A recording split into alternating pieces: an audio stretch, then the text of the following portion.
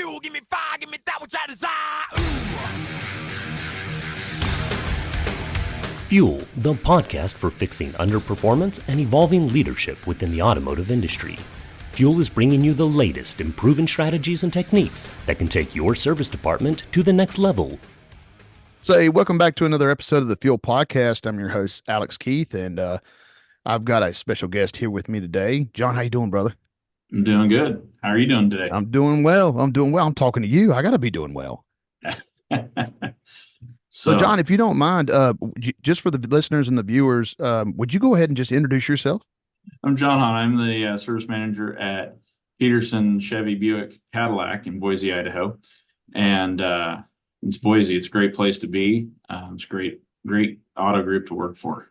So, how many years have you been in the automotive industry?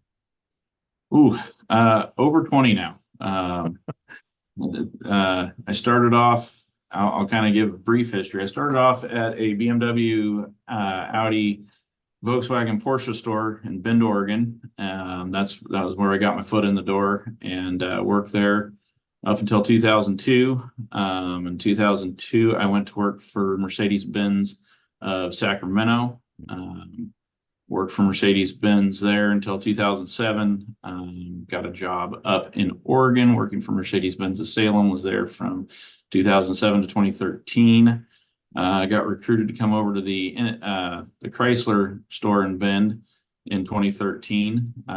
That's when I moved from being a foreman and a technician to the service manager side of things. And I was with the time it was Smolich, Chrysler, Dodge, Jeep, Ram there. I was with them until 2018 when I came on board with the Peterson Group here in Boise. So. Perfect, man. I love asking seasoned guys, how many years you been in the business? And it always starts off with, oh, geez, let me count it up real quick. It's been a little while. But it's fun because, you've got a lot of experience. You've been through different brands, Mercedes to Chrysler and things of that nature. You were a foreman, now you're a manager and things of that nature. And what's really interesting to me is just kind of seeing where this automotive industry is going. We know it's always evolving, but if you were looking at what you've experienced in the past, what are some of the biggest things in the automotive industry that you've partaken in or seen or heard from your peers that this is where it's going? Like this is kind of where we see it going based on some of the changes we've seen. Well, we're working in the switch to EV right now, right? Mm-hmm. And I know there's a hot button topic. I can tell you back in the early 2000s, we were already looking at fuel cell things. I was lucky enough to be involved with a multi-brand project that was an alternate fuel project down in California. And it was paired with Mercedes and GM and Toyota and Honda and BMW. So those fuel cells. And I had the opportunity. I was driving a fuel cell car back in the early 2000s.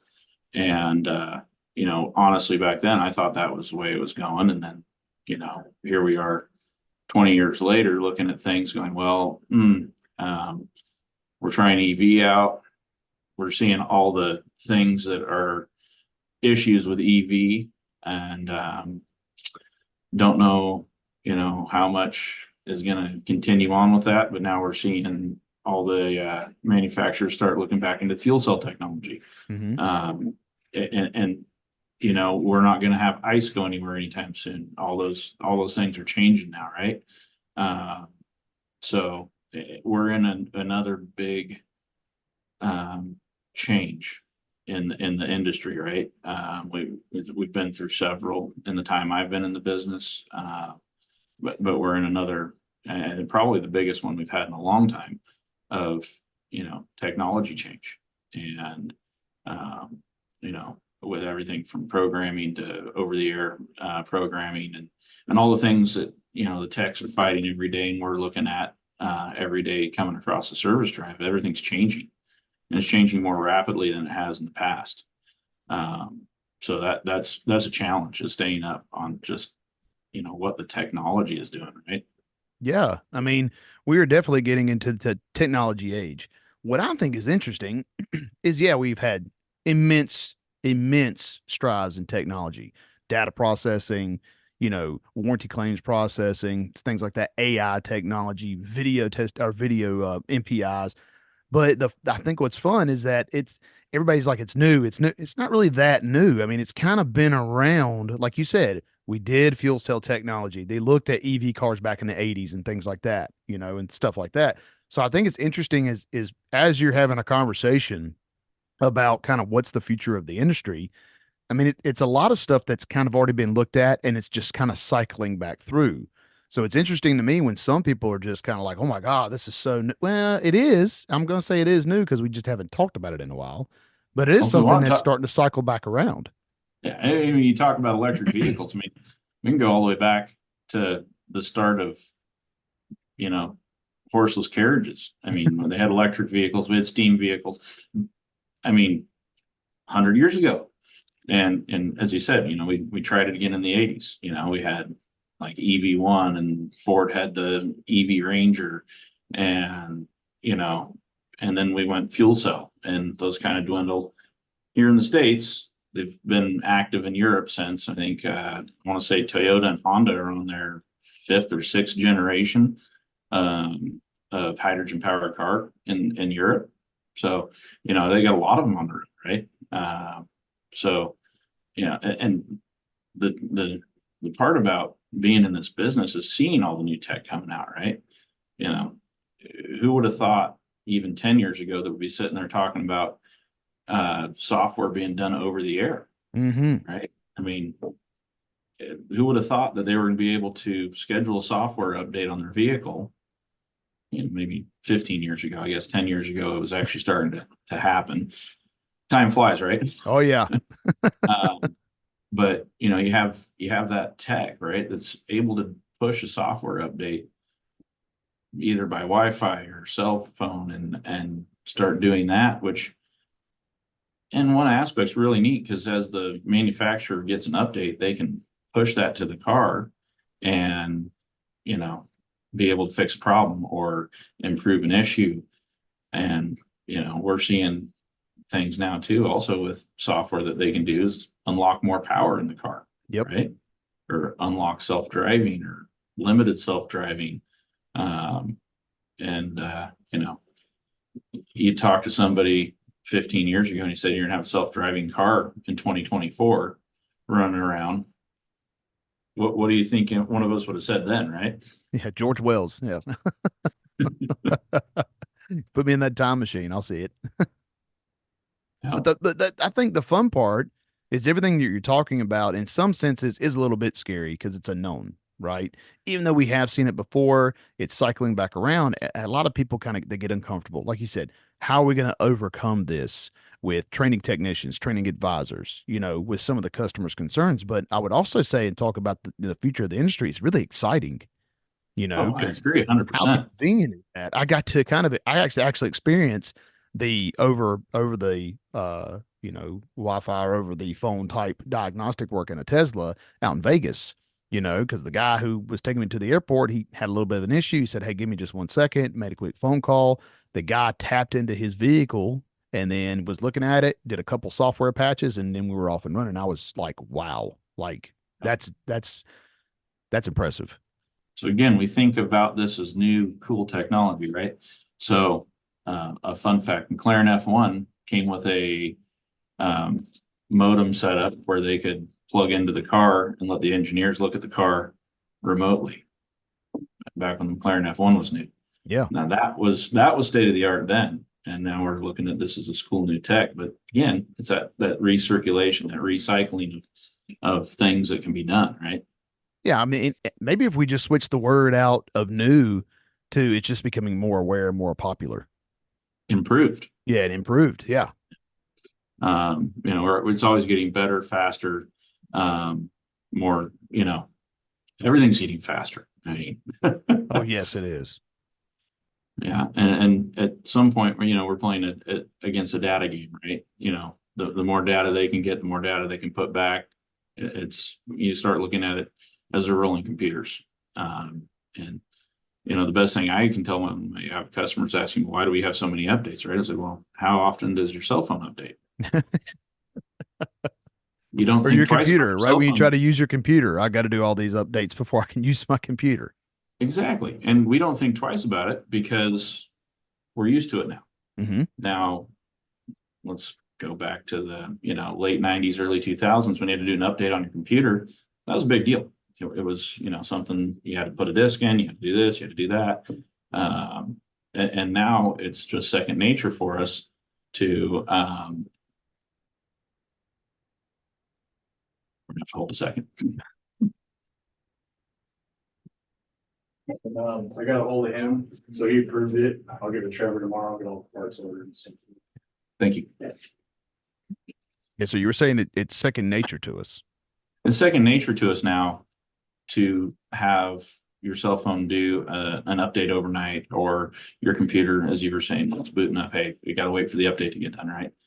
Well, we haven't experienced that in cars till recently, where, hey, well, I got something going on with my telematics, or something funny going on with, auto start stop or whatever it is, right?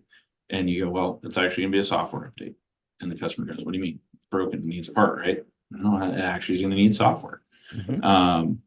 It's a rolling supercomputer. And that's just something that, for the most part, as a lot of the newer customers that are getting in that have been used to that their entire adult life, doesn't affect them near as much. But for, other people that haven't been used to that in cars, it's something that is a struggle for the riders, for everybody else to be down the line to explain that, no, this is going to be the new norm, right? This is the future of the auto industry. Is we are going to have a lot of things that aren't going to be fixed with a hard part anymore. It's going to get fixed with a software update. Yeah. And the fact that they can do it even more remotely now, I mean, that's just more convenience for the customer. Yeah. And so, Well, I remember whenever the texting thing was a big deal, right? Starting to text people and things like that. It's like, oh, well, I mean, I don't know. And I don't do this texting thing a whole lot or whatever. And I used to have guys, I don't do that Insta face chat stuff. And I'm like, okay, it's not called that, but okay. But they would, it's just kind of, and I think, as you say, this is where it's going. Probably the biggest thing is, with all of this information, all of this technology, education is going to be key, not just for our teams and things like that, but how do we educate the customer? Exactly. Educating the customers would be huge, but that kind of brings up a point that I have always been very passionate about, and it's technician training, right? Yeah. I know it's not popular for a lot of the service departments to get everybody trained up, right? Always, you hear a lot of these service managers, and I do the bare minimum to get my service, department qualified or trained. There's a cost to it, but there's also a reward to it. There's an upfront cost to get them trained, but there's a reward on the backside once they get trained, right? And again, it comes down to that you have to spend a little bit of money to make some money, right? But you also got to look at what your ROI is. So if I have a shop full of guys I can give anything that comes through the door to, how is that for the customer? How is that for the shop, the flow, and everything moving forward, right? So EV certifications, I'm working on going through and getting all my techs at least EV master, maybe not EV expert, but getting them to that point. So when one of these vehicles comes through the door, they're ready to go. They're trained. They know what they need to do. When they have somebody come up to them and ask, well, why does it do this? Or why does it do that? They're going to have the training and knowledge to go, this is how this works, right? As a technician, you don't want to ever have, I don't know, let me go get that guy, right? You want to be able to just roll and go with it. Nobody does that, John. What are you talking about? Nobody. No.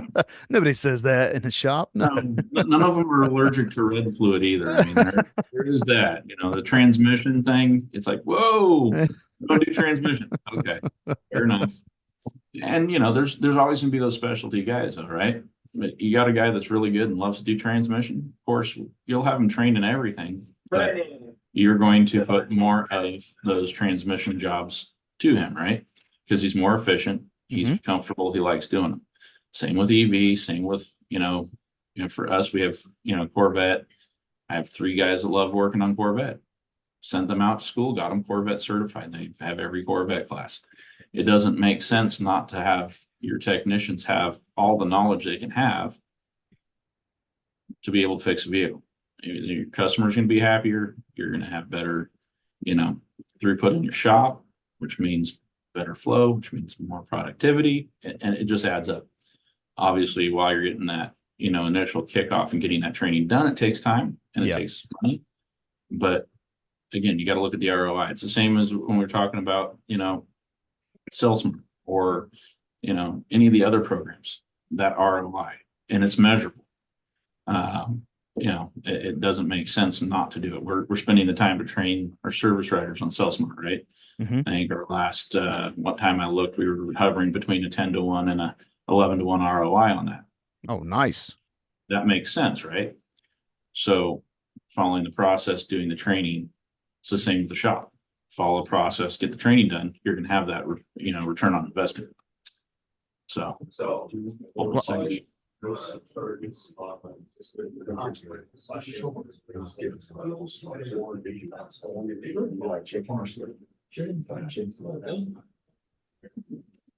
I have a new service writer training in my office right now. So, well, I mean, I like what you're going with it. I mean, especially as you kind of rolling it, as we talk about it with advisors and things like that, all we see is opportunity. That's what you talk about in Sales Smart with the ROIs is maximizing that opportunity. But I think one of the biggest conversations that you did bring up about technicians is everybody's asking about the technician epidemic. Not just getting technicians in, getting them trained up, but retaining them. And I think with the kids that we see these days, even I got 2 boys and, they're always on some kind of electronic most of the time. They're on something and they know how to use it. They know how to navigate it. So the more technologically we become with vehicles, with these software updates and things, I just see that as a huge opportunity for younger guys to be able to get into the game. Yeah, they're still going to learn some of the mechanical aspects of it, the old school way of what we do and how we do it. But as it starts, like you said, as it rolls over into more of a technology age, I just see this as a whole new opportunity for a new breed of of efficient technicians to be specialists in certain fields and then be able to expand off of that. 100%. And I think, and I would say, I hope that they start understanding too, is when you look at what you can get with college degree now versus going into a vocation, whether it be in the automotive industry, plumbing, electrical, electrician, my wife's a realtor and she was at a conference recently and they were talking about average wages and the jaws started hitting the floor when they started going over what vocational people make. Yeah. Right. Well, what does a plumber make? What does an electrician make? What does an automotive technician make? Right. And, they're talking about real estate and what these jobs can afford to buy in real estate. Right. And a lot of the people that are of the mindset that you have to have a college degree and you have to, have a master's in business or whatever. Yeah. And they don't understand what you can do in the vocations and where you can go with it.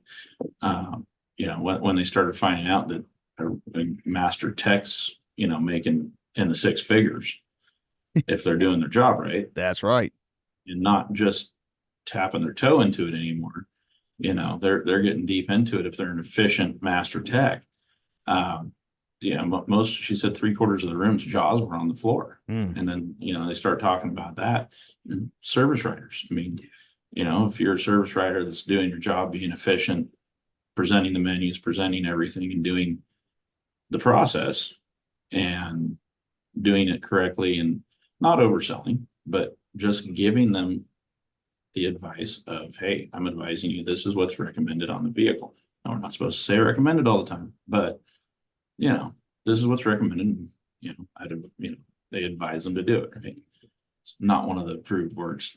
But well, I mean, it's us. Brian's it is. Like, I mean, anytime you go to the again. doctor, it's a recommendation. Hey, I need you to stop smoking so much. Okie dokie. I Yeah. know what it'll do, but it's my body, my choice type thing. It's like I can do what I want to do with it, and I think that's the same mindset we have with the customer. And in the way the future of the industry is kind of going, becoming this kind of new development, this new animal, it's not like the old stuff's going away. Look at some of the old vehicles we still do today, Yeah. with even now some of the old 80 miles, 80 year or in the 80s models trucks that people are vamping up, the 54 Chevys, that kind of stuff. I mean, these things are still going to be around. It's not going away. It's Yeah. not that but it is ever changing and becoming, just a different direction. And I think it's fun, like again, you bring up technicians or even advisors or just anybody who's starting to come into this business, especially now. It's kind of the old saying, like, what do you want to do? They're always going to say, I don't know. Most of the time, if you get into a group of room full of kids, like, hey, what do you want to do? I mean, I want to be an automotive, but I really don't know my path.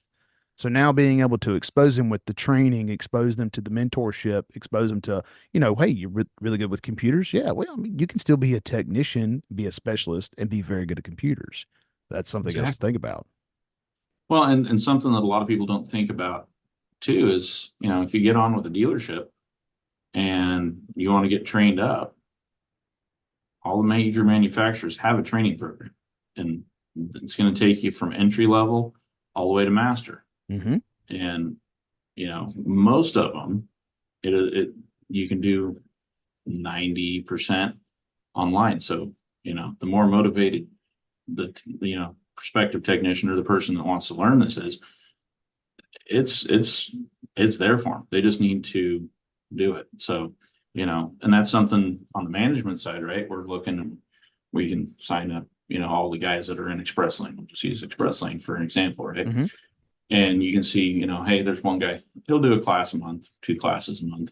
Then you got the other guy that comes in, he does them all in a week and goes, what's next? Can you give me some more classes? And then that helps us on the management side go, okay, this person's hungry, they want to learn. They're here 10 minutes early for their shift every day, ready to roll.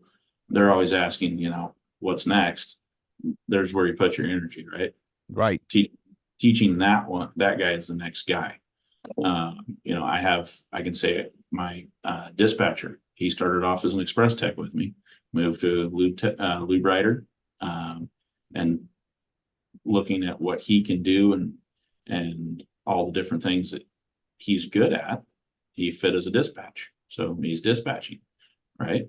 I got another guy that started off as a technician that's a mainline rider. I have guys that started off in detail that are, master techs now. So there's always that, ability to grow in the industry too, and go that direction.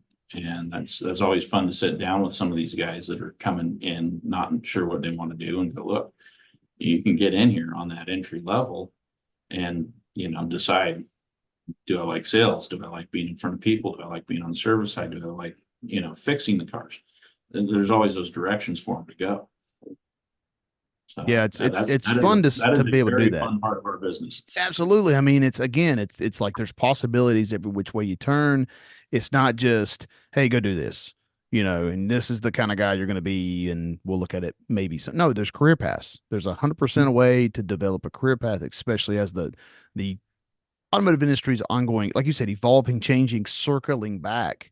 It's pretty cool. I saw this video my wife showed me of back in like the 30s, and this guy had a arm missing, and he had a prosthetic that was better than some of the prosthetics I see today. I mean, this guy was able to drink, hold a cup very easy, drink from it. He even had a little attachments where he could switch his hand out for a hammer, and he could just like hammer something in or switch it out for holding a drill, the hand drill stuff and things like that. Oh, They yeah. even had like shoes with big wheels on them, roller skates, back in the 30s, and stuff like that. So it's Yeah. interesting. Again, it's like, yeah, it's new. It's kind of, some people may think it's kind of scary because I remember when EVs first come out in Chrysler, you had to put the cones out, you had to put the gloves on and all kinds of stuff. But it's ongoing changings and making it more efficient and just kind of rolling with the punches as far as what the industry is giving us, and then just optimizing it our level like we always do.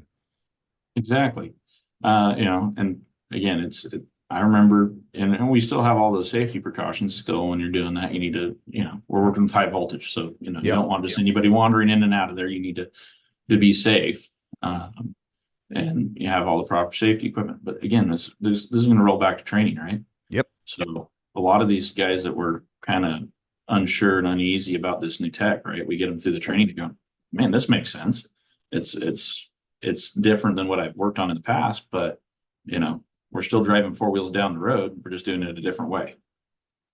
So, and that's, watching that happen and then realize, oh, hey, it's not this, mythical thing that's going to give you going down the road. There's actually, a repair path. They have ways to diagnose them.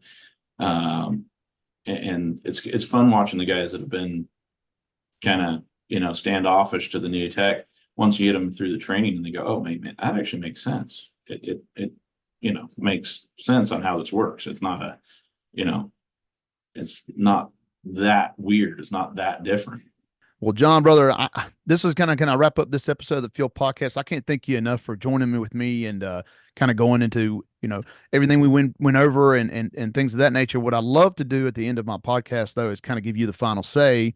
So anything you want to put out there into the ether, brother, pertaining to what we talked about or anything else that's kind of on your mind. Like I said, I always like to give my guests the final say. So what do you got for me, brother? Well, first of all, thank you for having me on, and look forward to doing this again.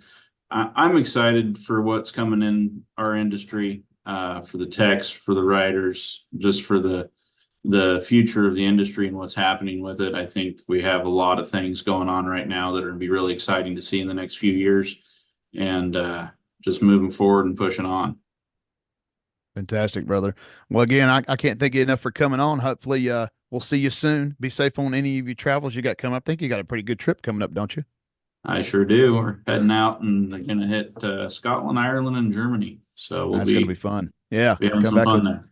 Can't wait to hear if you picked up any accents on the way back. Thank you. All righty. This will wrap up this episode for today. Thanks again.